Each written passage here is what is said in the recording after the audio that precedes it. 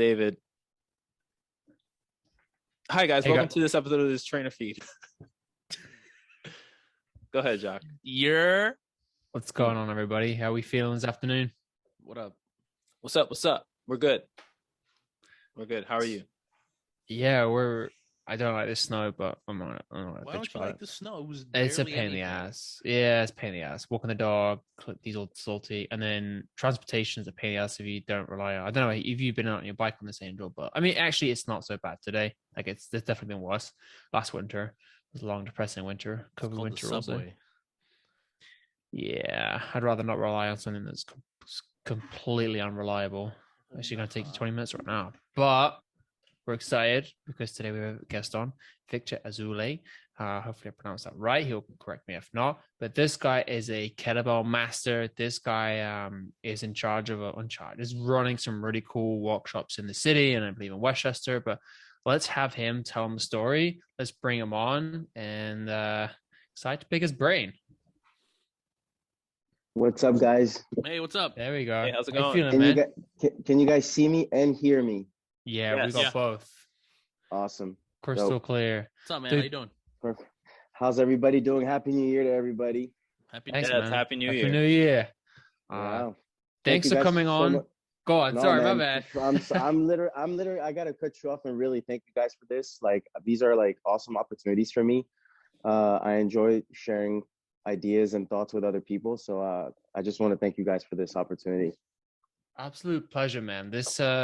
You're someone we really probably should have brought on a lot sooner based on what you're doing in the fitness industry and predominantly the kettlebell world. So, just for those of us who don't or aren't familiar with your path, tell us a little bit about, in a brief summary, like how you got into the industry, how it came about.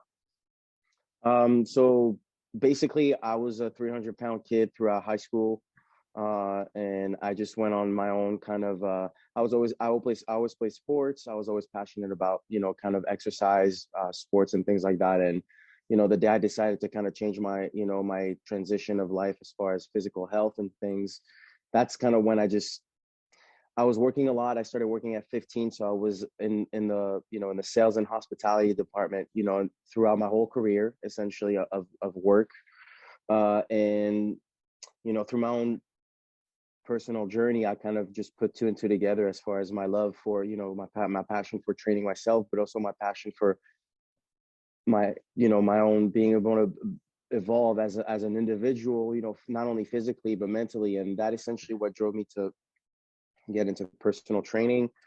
And I've been doing that for now.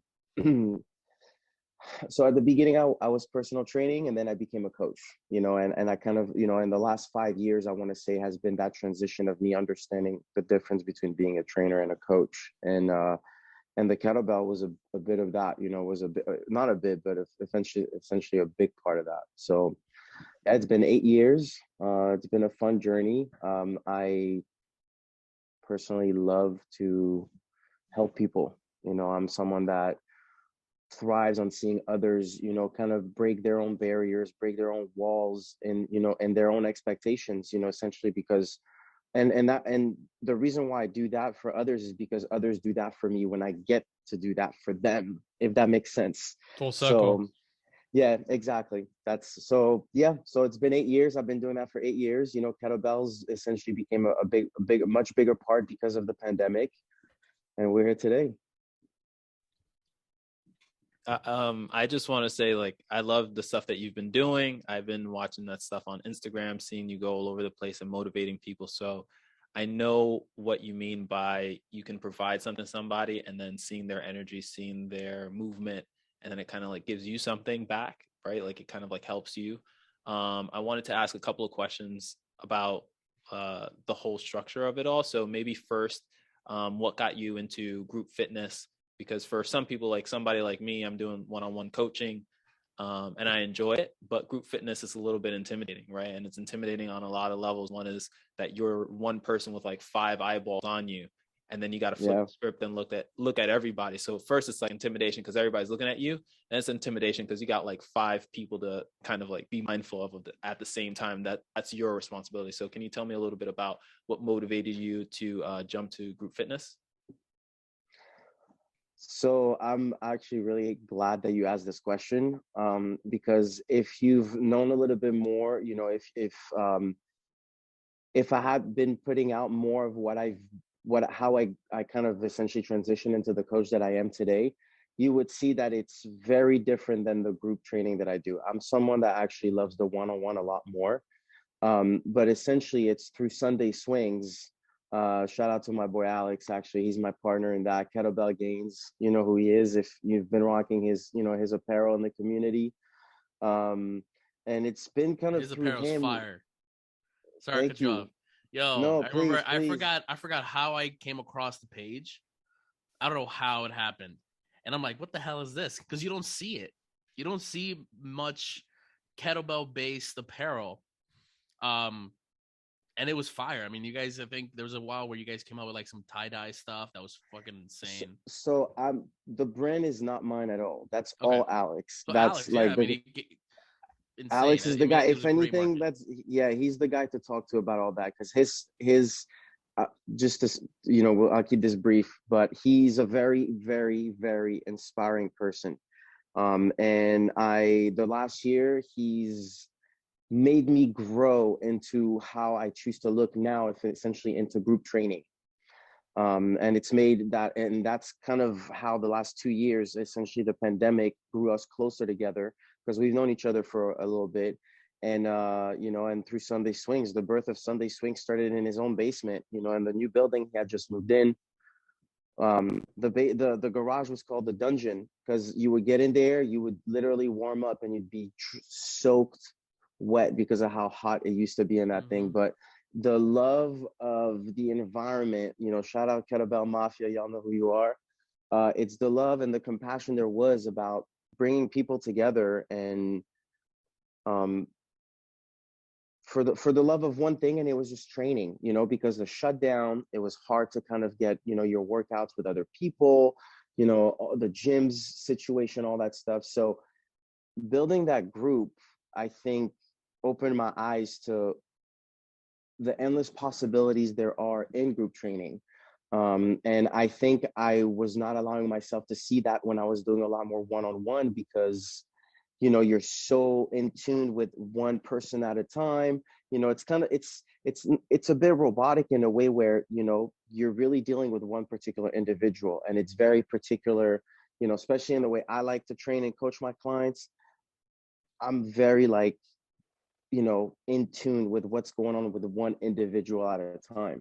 So doing group training was very scary. It wasn't something I was comfortable or something I necessarily wanted to experience. But Sunday Swing completely changed that for me. And it's been a beautiful transition into being able to mix now the one-on-one and the group at the same time. I hope that answers your question. No, it definitely does. I want to speak on the other point about the kettlebell, right? Because that's kind of like the basis, or at least where it started from what it seems like, right? It started with a bunch of kettlebells and then everybody go from there.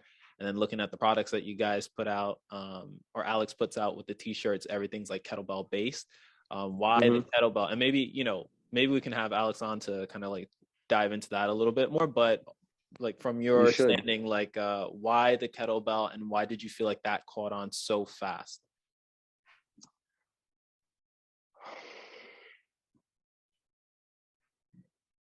For me, I think the kettlebell and maybe I'm speaking for coaches only because it seems that we've been seeing a crazy ton of coaches out there implementing in their routines now now. And look, I find it very interesting also the fact that I'm a lot of times people see me as a kettlebell coach, right? When I consider myself a coach, and kettlebell is just one aspect of what I choose to do and what I choose to coach. But the love for it is, I think, because, and again, I speak for coaches throughout, I think the pandemic opened, that realm for us to be able to explore something that is minimal, because a kettlebell is very minimal. You can carry it wherever you want. If you have a 24 as a dude, you can do anything and everything with it. And anyone can use a 24 for everything. It's universal, right?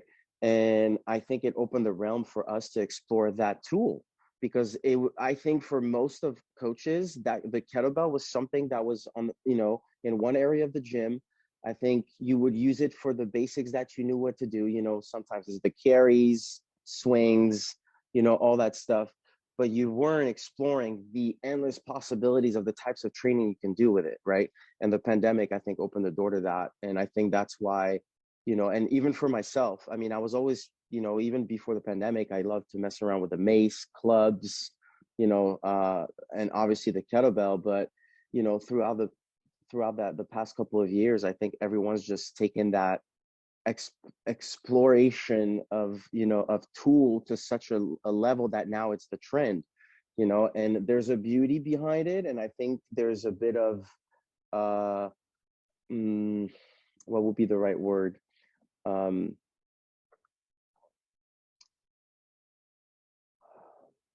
sorry, my French and my English get mixed sometimes, so I'm trying to find the right word.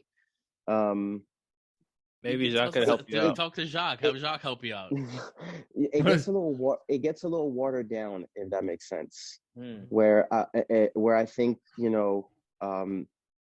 it's become. I think for me, the kettlebell is one of the most beautiful tools we have of all time. It's that one thing that no matter what happens to gyms, that is the one thing I want to have in my gym. But I also believe that we need to be able to separate, the coaching, the strength coaching aspect of things, and then the kettlebell coaching aspect of things. And I think there's a beautiful marriage between both of those. And I think that's what we're seeing right now, is the evolution of how to use the kettlebell for all types of training, speed training, agility training, core training, all that stuff. So I think it's awesome to watch it, because I feel like the kettlebell has not been looked at as what it is today in the last, for as long as I've been in the industry. It's the first time I see the kettlebell being the most, I think, praised tool. It's one of those things that it's being praised, and it's wild to be in the mix of it, and yeah. I'm pretty grateful,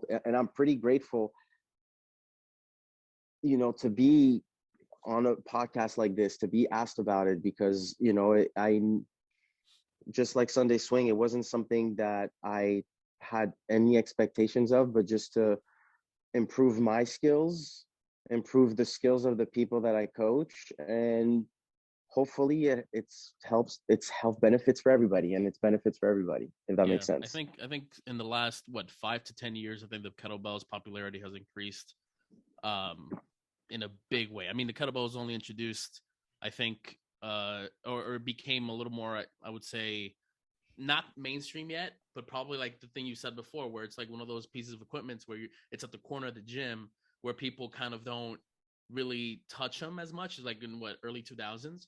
I think it's intimidating. Yeah, it is. And I think, I don't know if at the club that we all used to work at with the guys, one of the older veteran trainers was telling me that the kettlebells used to be locked up with the chain, because there are people that really didn't know how to use them, at least at the time. This is back in 2005 or something. I mean, I wasn't training at that time, but now the popularity of so many bells being at whatever gym, even at a commercial gym. I was in Illinois a couple weeks ago, and we went to this commercial gym, and the place that you wouldn't really think you have many kettlebells, and they had racks and stuff, and then you see just a whole aisle of kettlebells. I mean, people weren't using them, but they were there, available for everybody. That's wild too. Like locking up a piece of fitness equipment. Like, when have you ever really heard about some place locking up a piece of fitness equipment? I don't know. Or it's just saying, don't touch it. You're not allowed to touch it. Yeah. But think about it. It wasn't. I think the new wave of coaches are those who are going to change that for that piece of equipment, because not to say that I agree with locking up a piece of equipment for sure. Like that's absurd to me. But it is a tool, and I speak from experience. It is a tool that when you do not know how to use it and you choose to mess around with it, could very easily injure you, and could very easily be, and it's painful. you know, and that's part of my journey, you know. I've learned to play with kettlebells, you know, in my early days as a coach, as a trainer. And, you know, I was thinking that I was doing all those things so well and everything. And all of a sudden you just, you know, stuff happens. But, you know, at the end of the day, that's why I think I think that's why it's so great now to see the evolution of how coaches are really approaching it into like programs are all kettlebell based. Yeah. You know, and you've got the basics and then the evolution of everything, because it is, I think, a piece of equipment that could very easily be hurtful to someone who, you know, think about it. A lot of us in the gym, you know, we observe one another. We look at what everybody else is doing. And especially when you're just young in the gym, and you're going to want to do a bit of everybody, a bit of what everybody else is doing, you know. And there's nothing wrong with that, because you're trying to learn what's good for you, and, you know, what works, what doesn't, whatever. And if you see someone doing stuff like what we do, so to speak, when we're in that advanced stage, you're asking for trouble, you know. You really are. So it's there are some cautionary measures we should take, you know. And I think that's our job as coaches, to make sure that we make that nice and clear, you know, to the younger population that chooses to get into that. Yeah, I mean, when I went through the kettlebell cert, which you needed at yeah. some gyms, right? You can't, at some facilities, based on what I remember, they wouldn't let you use them, train with them ballistically anyway, level, yeah, until you've at least got one cert. And it kind of ties in what you just mentioned, Vic, right? About the popularity of it and then the intimidation factor, where it's kind of a fine line between helping it grow but respecting it at that same time, right? I don't want to cut you off, David, but no, that's exactly what it is. I mean, when I did my cert, there were, I think I did my cert with you, Jacques. We did level 2 together, I think. Okay, yeah. So we did level 2 for Kettlebell Athletic. Shout out Jason Brown. Maybe we could get him on one name too. But that's my guy, Jason Brown. I love Jason Brown. You know, he's super cool. But every time you get there, you have just loads of people that are taking that cert, you know. And you have certain certs that a lot of people don't go. I mean, you have maybe like max 15 people, but when we did kettlebell, it was like, you know, 30, I think, you know, and there were a lot of people doing it. But what I wanted to ask something is logistically, because I have, and I'm surprised we were able to get bells after Angel bought like all the bells in the market during the pandemic. But but I've experienced taking kettlebells out to the park, and, you know, getting logistically, how did you do it? I mean, because it was a hassle to get the bells over to certain places, depending on where you go, I think. Unless you got people to bring their own. I don't know how it worked. So believe it or not, it was not a hassle. Mm-hmm. It was a mission. Yeah. Never a hassle, because Alex and I could both tell you that it was one of the best experiences we've ever had. And like I said, we just used carts. We bought 2 carts from Home Depot, like the caged kind of carts, and every Saturday we'd use a U-Haul. We'd rent a U-Haul. So the logistic was very basic. It was just, we rented a U-Haul, we packed the U-Haul, all the kettlebells we had they were all in Alex's garage. So we would just we pack it on Friday night. So we had it ready for Saturday morning. I'd be the one driving. So I'd pick up Alex, and then we'd just be heading to the city wherever we were going. Everything in logistic was literally just making sure like we had enough time to set up, you know, in and out of the car. I started having a client on Saturdays, so everything was a little bit earlier. So it was just, but the whole fun of it, I think it was never a hassle, man. Honestly, we had such a blast being able to share that with everybody that used to come to class, that came to class, you know, seeing how you witness the community, you know, firsthand, essentially. And you witness what one piece of equipment does to people and how it brings people, you know, smoking pot, music, and, you know, exercise training and kettlebells. Now it's like, if that brings people together, I mean, it's magic. To me, it's magical. You know, it's seeing how people that literally just met over the summer, you know, suddenly become best friends, or suddenly become, you know, they're able to work with one another, you know, refer one another. It's just like, go out to dinner, hang out, It's a big community. Oh man, it was awesome. It was beautiful. Yeah, I Yeah, it think was awesome. certain pieces of equipment make a community really strong. I mean, you have your kettlebell community. With me, I do Olympic weightlifting, and then we go to meets. Like you would always see the same people at every meet, and you would just eventually know everybody when you go to a different place. Like you go to a Yeah. meet in Brooklyn, and then I'll go to a meet in Philly in a couple of months, and I see the same dude, and you're like, oh shit, what's up? What's going on? It's great. But where do you see yourself in 5 years? Where do you want to take this? Man, tell you the truth is not something I think about. Mhm. And it's just for me, it's the impact I wanted to have, whether it's, the kettlebell, Sunday swings, it starts with me as a person and as a coach. And the most important thing for me is being able to make an impact on a daily basis, and I think if I can continue to elevate that impact that I can have, whether it's on my clients, on the community, through social media, the most important thing is I want to use every bit of that so that in 5 years I'm further ahead wherever that's at, because I do have certain aspirations that I'm still pursuing, and everything I'm doing right now is just a stepping stone towards that, So 5 years from now, I hope that I've impacted more than what I've impacted so far. That's for sure. That's great, man. Yeah. One last question before I let Jacques go, but how do you approach the cautious individual that is interested in going to your Sunday swings, interested in working out with a kettlebell? How do you approach them when they come in, maybe a little intimidated, or maybe just being a complete novice?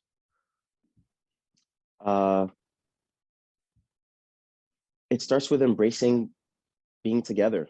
The one thing Alex and I both preach is it doesn't matter what level you are. It's about the community that you come into, and it's incredible to watch people cheering on to people that are in their very first class. And those people, whether they're very advanced, not advanced, or whatnot, what they remember the most is the fact that they had no idea what they were doing. They still came. They put themselves through a hard workout, but the most important thing is they had a blast, and they come back, Yes, it's important to me. Alex and I are very cautious on the way we coach. If we see someone that needs a little bit more attention, we always tell each other like, hey, just keep an eye on this, on that, and we do. And that's why we've seen some people in even a few months, just their skills have expanded so much, and I think at the core of that is just making sure that they feel like they can be a part of a group like this, and feel like they belong, no matter how much they feel like they're new or not to, that piece of equipment. Yeah, that's great. I'm glad. I'm glad to hear that, because, giving that little extra love to somebody that you see is struggling really Man, we all helps need them love, come back. man. Yeah, We all need love. you That's want where them it to come back. starts. Nice, Yeah, man. Thank you. absolutely. Yeah, absolutely. Thanks for that question. That was a nice question. I've only been one-to-one class, but I've been I don't know, trying to get these Wait, guys. one or two? You I've only sure? been to one. So what happened was I went to one, and then not long after I went to get my knee scoped out. So I knew I had to get one session in. I've been cleared to go back to like full activity. So I'm looking at the class schedules now and looking which ones are going to be best. I'm not just saying that because we're live on air either, by the way. I'm legit looking for classes.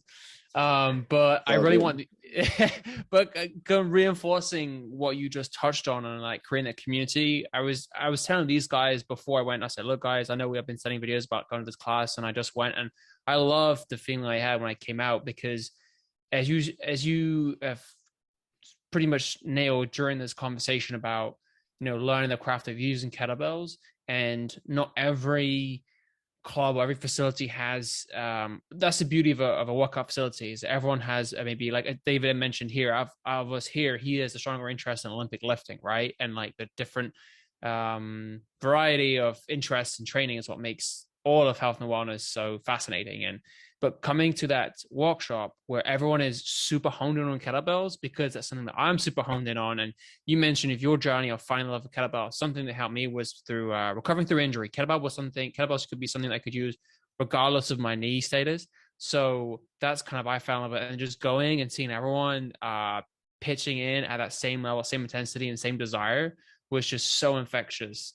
So I wanted to really hammer that home as well to anyone listening, how such a good class, such a good environment, so welcoming, so open for anyone who's interested.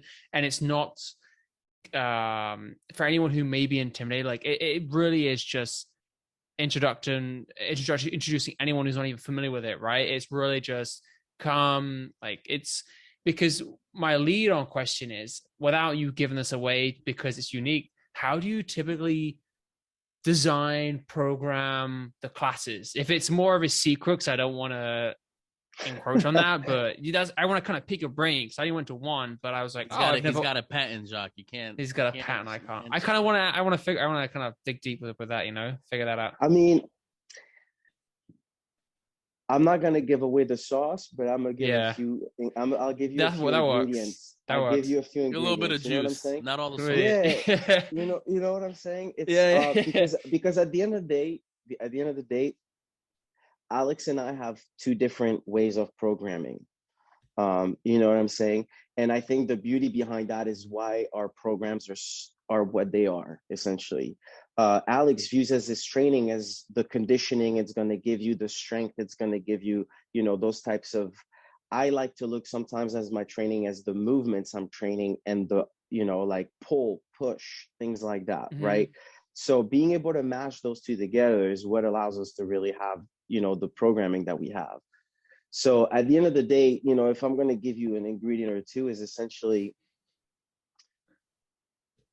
it's just like strength training. And for me, when I strength train, when I program for myself, because I program my own strength programs, it's like I got my leg day, my push pull day, my leg day, push pull day, all that stuff. And it's like, what muscle groups am I going to be working? Even though we all know that regardless of the day you're training, you're always going to be using it's a full body experience. That's right. What training, we all know that. And that's why the kettlebell is so beautiful, right? So when you're doing your like the reason why I would give you like push up to gorilla row to clean to rack hold. Why am I going to do that? Because you got to push, right? You got to push, you got to pull. Then you got to clean, which is going to be, a combination of push pull essentially. And then say you got your rack hold. Now you got your isometrical for entire body. Even though everything's full body, right? You work strength, dynamic, iso.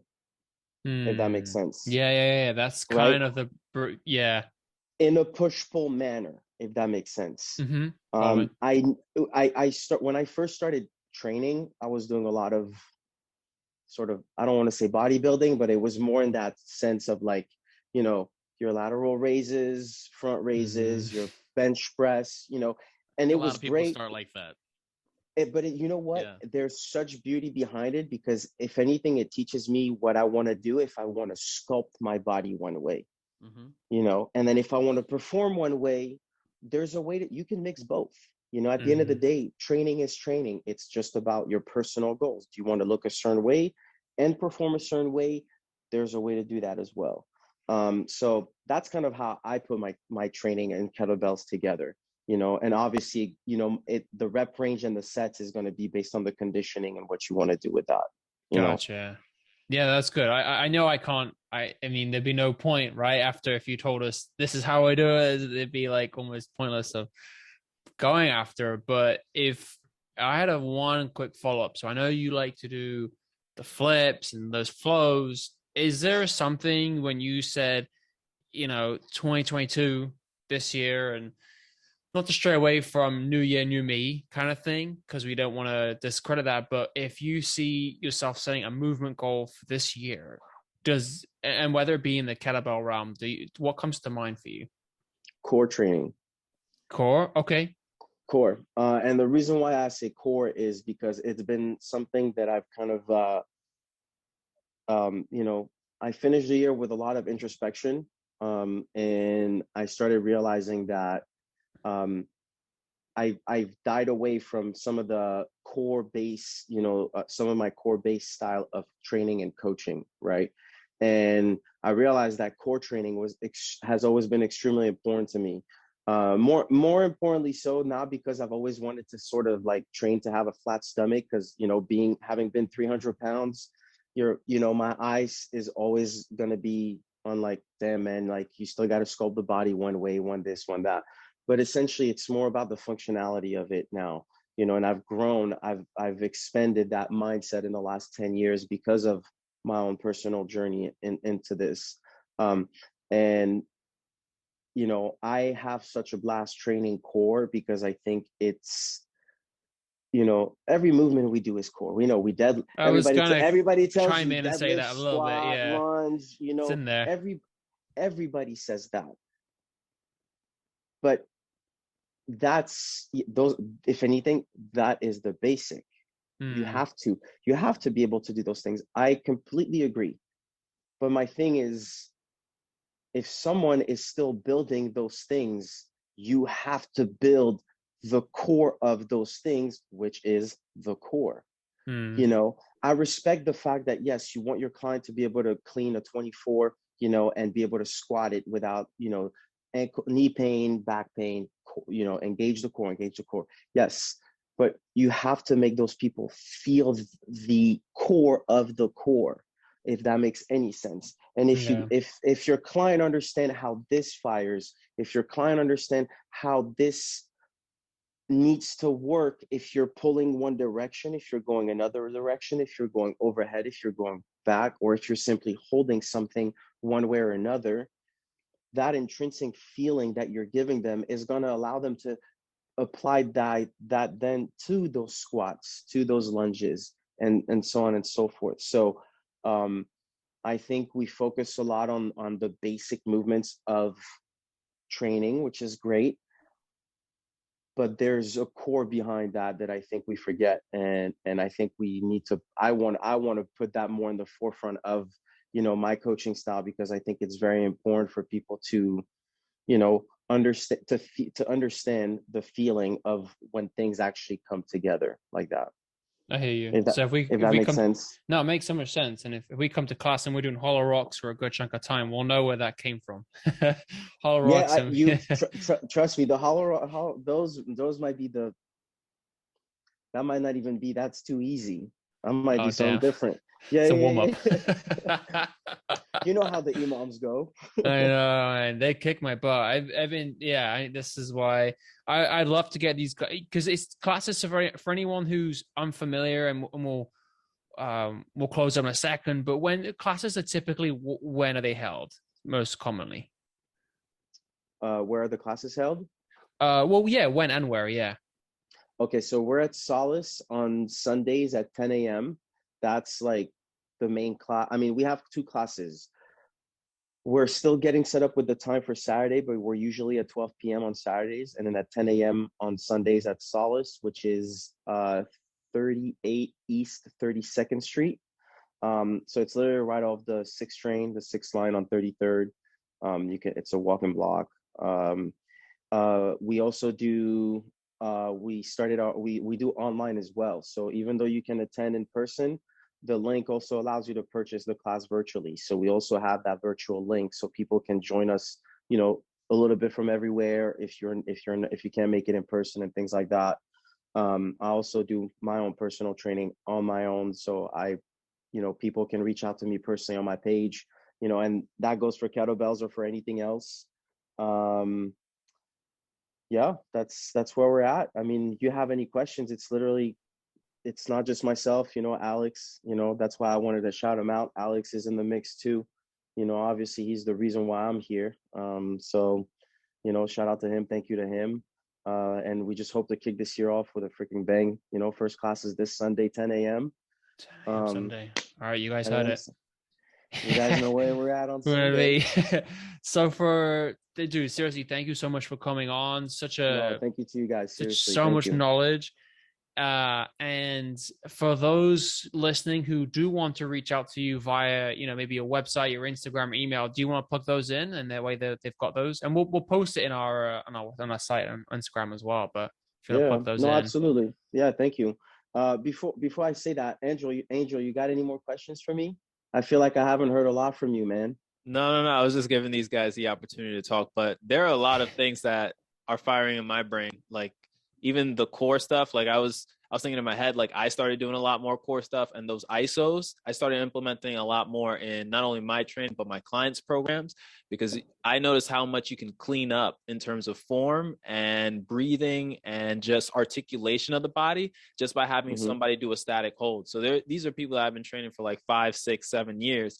And I started implementing some of those things. And I'm like, damn, it's been there all along, but I've just been, overlooking that to go to like the more dynamic movement. So trust me, there are things I want to talk to you about, but I know it's going to take longer than 45 minutes. So I don't want to, I don't want to take up too much of your time.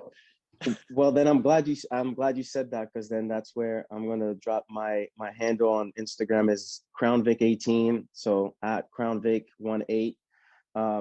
Angel, reach out to me, man. I'd love to talk more about that stuff.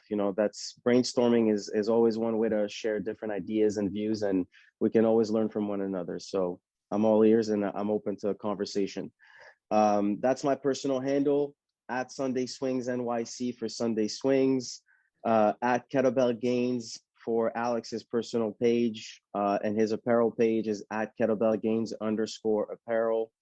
You guys can reach us both on all those pages. Thank you guys, man. This was really awesome. I'm really grateful I've got to share a little bit of myself with you guys, and I'm glad you guys included me in this. Dude, such a pleasure, man. Thank you.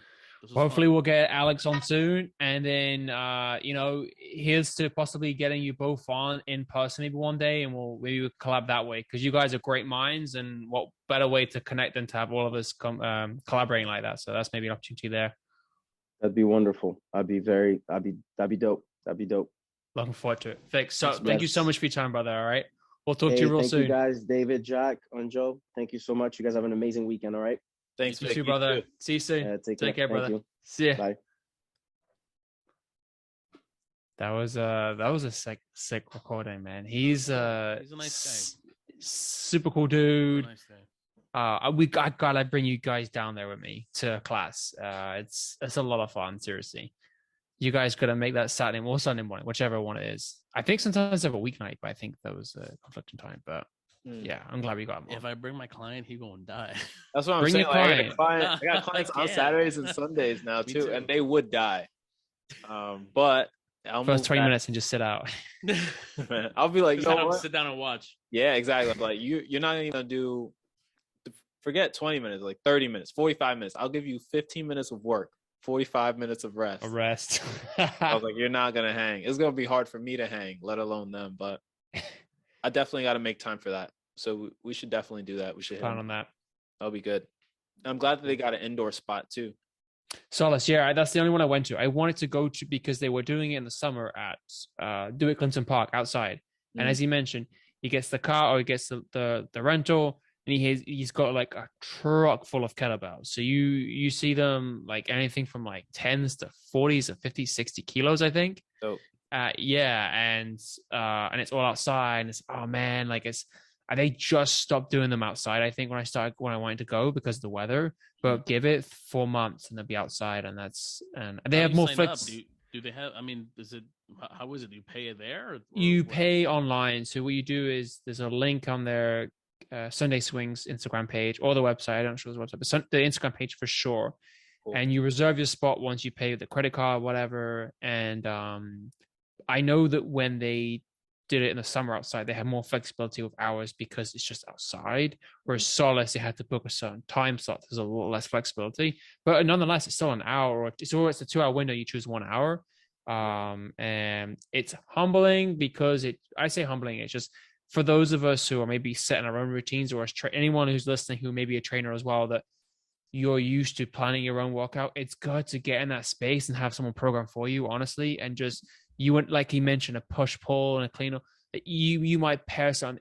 They're gonna make you pair certain movements you might not necessarily pair. Like when I went, like it was squats and something else. I was like, oh, I never do it this heavy, this little rest time. But guess what? I'm in a partner, so you go, I go, and it's like it keeps you up, it keeps you intense, and like it's a lot of fun. I really can't speak much more any more highly of it. Yeah, and Alex, who we mentioned as partner. I mean, David, you have one of the apparel. I was looking earlier about some of their stuff, and I have to get my hands some of that stuff and then rock it when we go there. But I think I have a beanie, a hoodie, and a sweatshirt. Hey, and who knows? Maybe I would love to get that collaboration with because we'll meet so many great minds doing it. So look, Vic, if you're listening, thanks again, and Alex, we'll get you on soon. But that was a great recording. I'm super pumped at that one. Same here. It was a good one. All right, let's wrap this thing up. Thanks, guys, for listening. Do we have any like discount codes or anything you want to drop, Jacques? So if you guys are looking to get the 10,000 gear, just plug in my last name, Delaugere, DELAUGERE, for 15% off. And those of you who love their own gear, you have to put in for the discount code is the trainer feed as all one word. That'll give you 15% off. So don't be shy. Make sure you use and take advantage of those discount codes. Never do that again, please. Yo. Later, guys. Wait, David, you got something to say? What's up? Yeah, Friday payday. Just spend all that money on Roan, the trainer feed. What better way to spend Friday? There you go. There you go. All right, guys. All right, good night, guys. All right, bye, guys. Bye.